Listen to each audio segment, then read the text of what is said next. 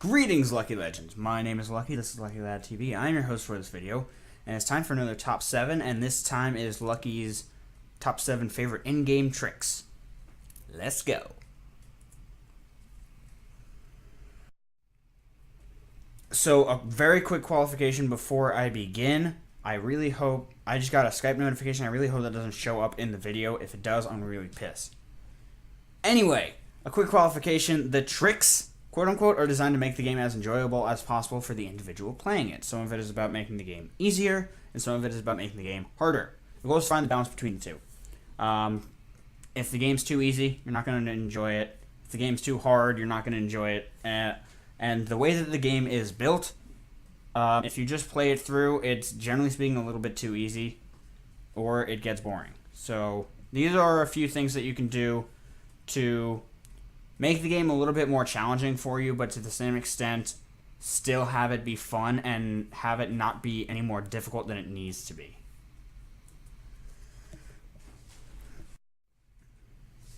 So the first trick, so to speak, is don't use your legendaries. Tomorrow, my interview with Nips is going live, and one of the things that you'll hear us talk about near the end is how in the game, when you catch a legendary, it usually just ends up sitting in a box, and it kind of just sits there as a trophy, but most people don't use them, and the reason being they make the game way too easy. Use your encounters. While legendary Pokemon are very cool and a lot of fun to use, they tend to turn the game into a solo run due to their high stats and larger move pools. Legendaries take all of the challenge out of the game. The AI in Pokemon games are designed so that children can beat them. Bringing legendaries into the mix is overkill. You most likely will not get the same amount of satisfaction out of winning with one. So you see me with Pidgeot right there. Pidgeot is throughout most of this slideshow, I was thinking a lot about Oris and X and Y, because those were the two most recent games. Like you see a Veltal up in the top right corner.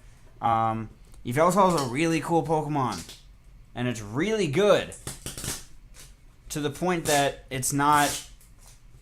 Yeah, there's a sticker down here, if you can hear that, it needs to go away. To the point that it's not fun to use it, because it will just mollywop like everything. Like if you use a Groudon, you can destroy Steven and most of the Elite Four for that matter with Groudon. Or Groudon, it depends on how you pronounce it.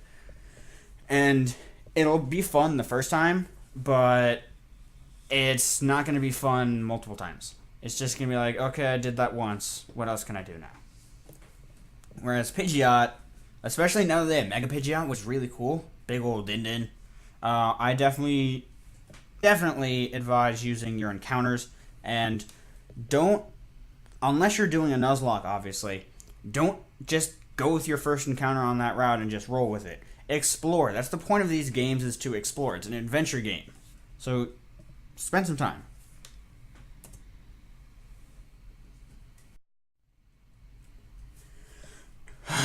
HM Slaves versus HM Dispersal is so...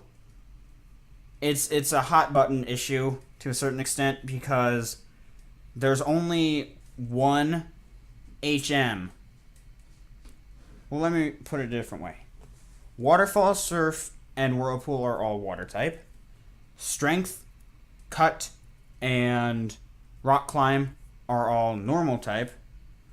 And then you have your two, like, abnormal ones of Fly and... what's that other fucker? Rock Smash. So if you think about it, between the two Pokemon you see on your right, Bidoof and Pelipper, or, well, that's a Wingull, but it really means Bibarel and Pelipper. Between the two of them, I'm pretty sure they learn most, if not all, HMs. But as you see in the little paragraph here, disperse your HMs. Using an HM slave takes up a slot in your party, and most HM slaves cannot learn all the necessary HMs. That's meaning in a given area. If you think about it, you give up one slot for 4 HMs, when if you do it the other way, you give up 0 slots and you get 6 HMs. So it just makes more sense to disperse your HMs throughout. Put 1 HM on each Pokemon in your team. 6 HMs should cover most, if not all, areas of a game. I have yet to find an area where you need more than 6 HMs on your team. And if you're wondering why I have Machamp there, it is because I used Machamp when I was going through Oris, because it's good and it hits like a monster.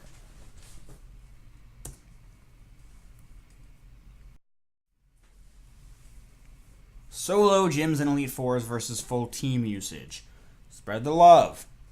While it is certainly cool to think that Pokemon like Blaziken and Lucario can single-handedly take out an entire Ice Gym, it actually just ends up with one Pokemon on your team being grossly overleveled and another few hours being spent grinding.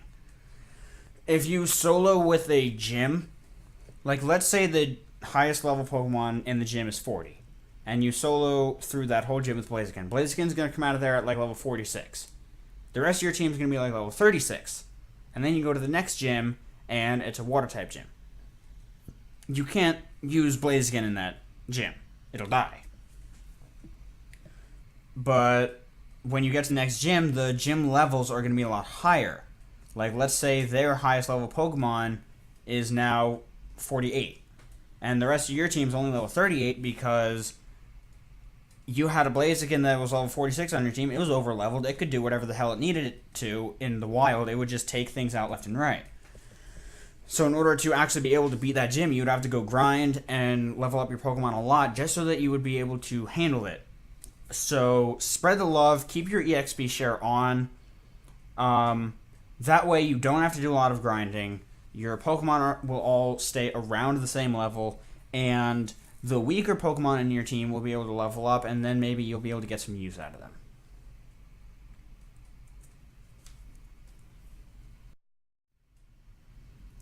The first 6 versus 1 at a time. This is such a struggle for me personally, but in the end, you have to take it one step at a time. Don't plan on using the first 6 Pokemon you catch in the team you end up battling the champion with, because it's just not realistic. First and foremost, most of those Pokemon are not very good. Second and more importantly, there are a lot more Pokemon you may grow to love if you spend the time to try and find them. The early game Pokemon are also typically primarily normal, flying, and or bug type. Just think about it, you run, except for like Mightyena, which comes from Poochyena, and this will produce issues against types like Rock and Steel. Normal, flying, and bug types cannot touch Steel types, and and Rock types are super effective on 2 of those 3. Like if you can catch Rhydon on Victory Road, and then evolve it into a Rhyperior. Poochyena you'll get in the first route of Oris automatically, and Poochyena sucks. Mightyena sucks. They suck. They suck, and there's people can't tell me that they don't suck because they suck.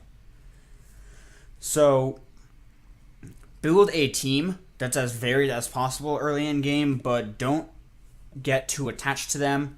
You shouldn't have a full team of 6 until after like the 3rd gym, because by that time you'll have been on like 5 or 6 routes, and you'll have been able to find enough variety to have 6 different Pokemon, and then later in the game you'll find stuff here and there that you like that you can swap out for one of your team members. But don't try and build a team of 6 off the first route, because you're either A, going to have duplicates, or you're going to have a bunch of the same type.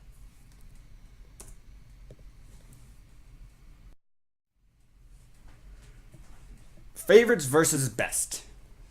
Use your favorite Pokemon. Like I said before, this game is designed for children. You aren't supposed to lose, even if you use quote-unquote weaker Pokemon, so have fun and use your favorites. For me, Arcanine is actually one of the best Pokemon. It has really high base stats, and it has a really nice move pool as well. But, I mean, while Arcanine could take out Mega Metagross, Mega Metagross has a base stat total of 700. Arcanine is like 500 something, I think. Something like that. It's not 600. It's not a pseudo. Although it is the legendary Pokemon. That's its species. But basically what I was trying to get at is that use your favorite Pokemon because you're not going to lose. It's super duper hard to lose. Like, you have to do absolutely terribly or be extremely underleveled to lose a Pokemon game because, like I said, they are designed for children. The AI is very low. That means artificial intelligence for those of you who are unaware. But that's the main thing here. And same type of thing with the legendaries. If you use a team of legendaries, it's going to get old fast. Whereas if you're using your favorite Pokemon, it's not going to get old because you're going to be continuously enjoying the Pokemon that are on your team.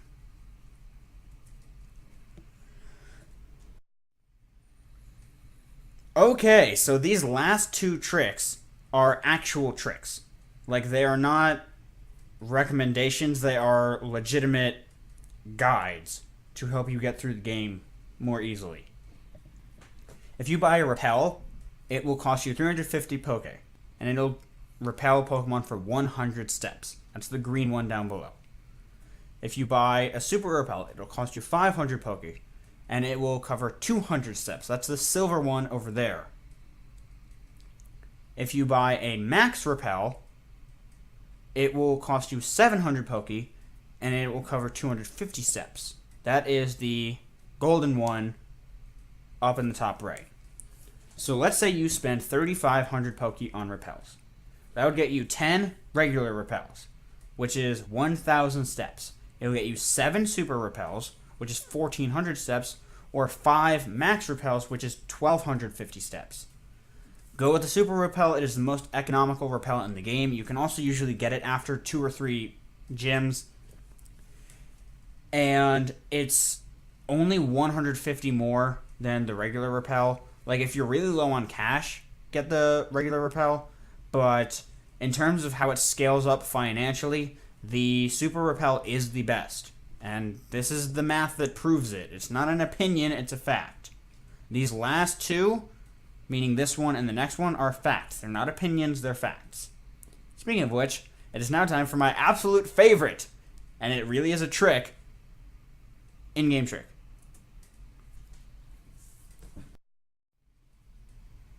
The Quick Ball. So, before I read all this, if you have watched my videos for a while, you see that I don't use Pokeballs or Ultra Balls or Master Balls in most of my videos. Most of the times that you see a Pokeball in my video, it's a Quick Ball. And the reason being, it is my favorite Pokeball. And if you're wondering why, here's why. Excluding the Master Ball and the Apricorn Balls you get in Azalea Town, the Quick Ball has the highest catch rate of all the remaining Pokeballs.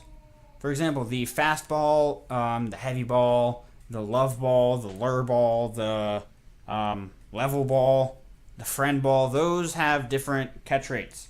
But you can only have them in Gold, Silver, Heart Gold, and Soul Silver in Azalea Town from Kurt. And you have to give them Apricorns. And the Master Ball doesn't count. It's not an actual Pokeball because there's no chance. A Pokeball needs to have a possibility to not catch. The Master Ball is basically... It's like saying that you now own Pokemon. It's not... I personally don't like using it. I usually just use it on the legendary that's in the game. And anyway, as of Generation 5, the Quick Ball has a 5 times catch rate when used in the first turn of battle. That means you encounter a wild Pokemon, and you throw a Quick Ball before making any moves. To put that into perspective, the Ultra Ball has a 2 times catch rate, and the Timer Ball, after 10 turns, only has a 4 times catch rate. So, even if you wait 100 turns, the Timer Ball still is only going to have a 4 times catch rate. So, on the first turn, the 5 times catch rate is the best shot. And unless the Pokemon you are trying to capture has a very low catch rate, like a legendary Pokemon, the Quick Ball is the most likely candidate to capture them. The reason being there are formulas and whatnot that factor in how likely you are to catch the Pokemon. And at full HP, and assuming that the legendary Pokemon has a catch rate of 3, then there's I think a 2% chance of the Quick Ball working or something like that. It's really low. This is not the last slide, however, because there's more math.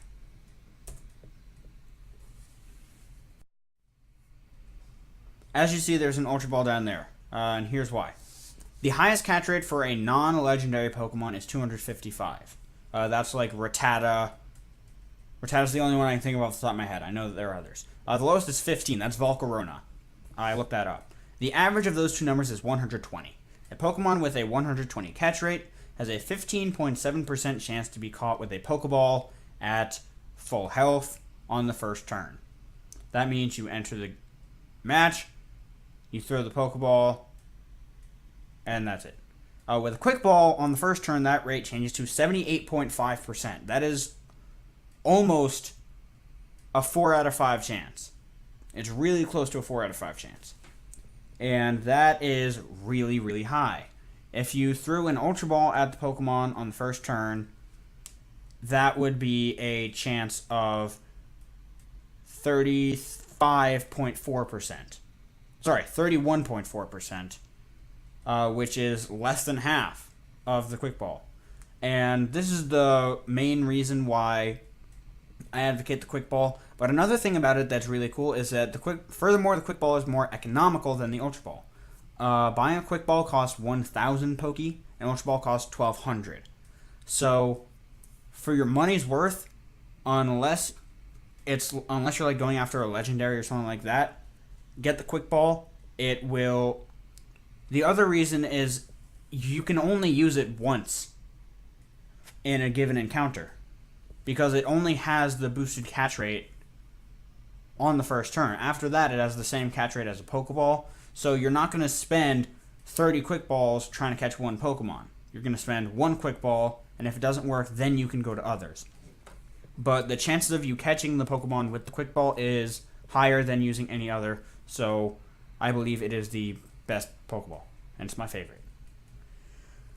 However, that is the last of the in-game tricks that I like to use for Pokemon games. I want to thank you guys so very much for watching. Make sure to leave a like and subscribe down below. It's very much greatly appreciated. But with that, I'm going to get about. Best luck out there. I will see you all soon. Goodbye.